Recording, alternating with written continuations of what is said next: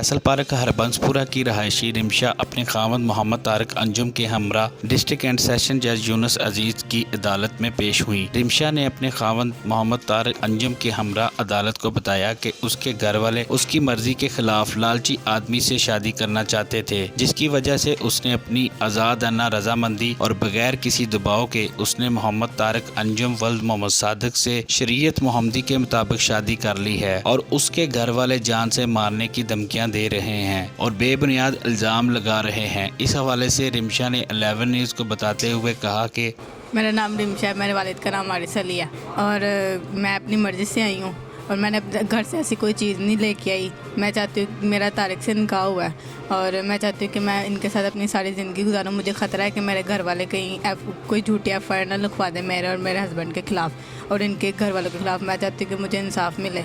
मैं इनके साथ अपनी सारी ज़िंदगी गुजारना चाहती हूँ। जी बिल्कुल, मैं खुश हूँ इनके साथ। नहीं, मेरे घर वाले शादी के लिए नहीं खुश थे। जी मैंने इसलिए ये शादी की है कोर्ट में आके। मेरे घर वाले खुश नहीं थे शादी के लिए।